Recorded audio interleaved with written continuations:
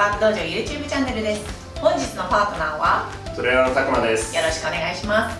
今回のテーマは和製英語についてです。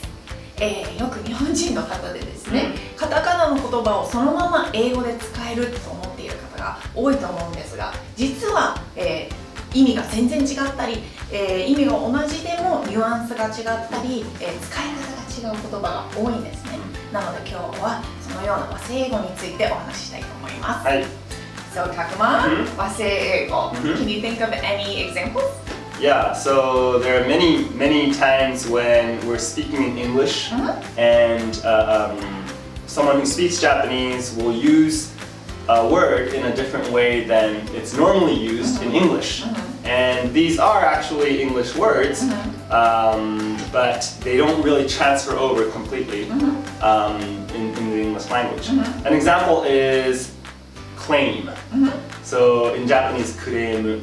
So this usually means in katakana, it would mean a complaint. Complaint. Yes. But in English, if you just say claim, it's something that you're arguing for. 主張。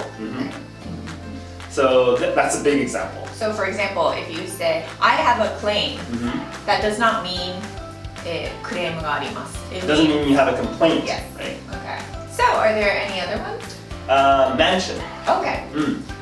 In katakana, mansion means apartment. But in English, mansion means a huge estate or a big house. 豪邸。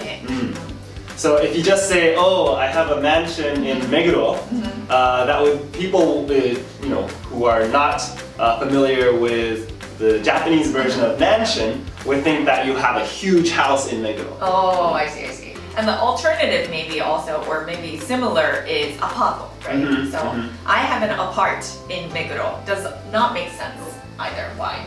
You have to say apartment or apartment house. Apart itself is not a full English word. It means like separate, Yes. right? It's a completely different word. So, Takuma, any other ones? Tension. In Japanese, tension means like your attitude or your sort of motivation, things like that. テンションが高い。Tensionが高い、tensionが低い。But in English, tension usually means that there's a very nerve-wracking air in the room. So if there's tension in the room, it means that people are kind of nervous, they're anxious. So if you say tensionが高い, if that translates over in English to I have high tension, everyone will be puzzled because they just mean completely different things. Right. It comes from the root tense, which means stressed or stiff or hard. So it's a slightly negative word. So when people say here, I have high tension or I have low tension, it just doesn't really make sense. Okay. Any other words you can think of? Complex. This doesn't really translate over either. Naive.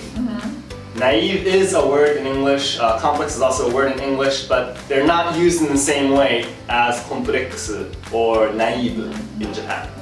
Right. So naive is sort of like a slightly positive, neutral word here. Whereas in English, it's slightly negative, meaning you're a little immature or you don't have much knowledge. So you don't really want to use that in the same way.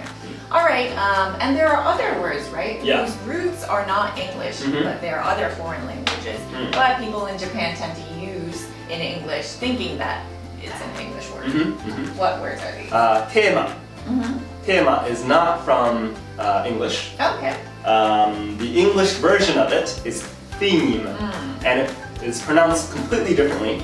So if you just try to say the katakana tema in English, no one will understand. Right.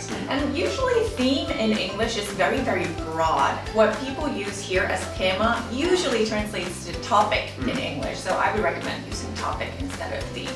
Okay, any other words? Arubaito. Oh. Yes. That's German? It's German, yes. Arubaito is German. If you want to say arubaito in English, it would be part-time or part-time job. Okay. And maybe one more? Let me think. pan. Okay, so pan is not English either. It's French. Yeah. Instead of pan, you would just say bread.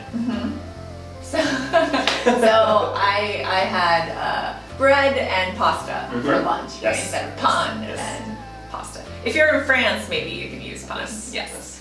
Alright, so this is only just the tip of the iceberg. There are many other waseegos or words that we really normally wouldn't use in the same way in English. So please check out Spark Dojo's blogs. We have many articles on this and other topics as well. And we hope to see you in our next video. Bye! Bye!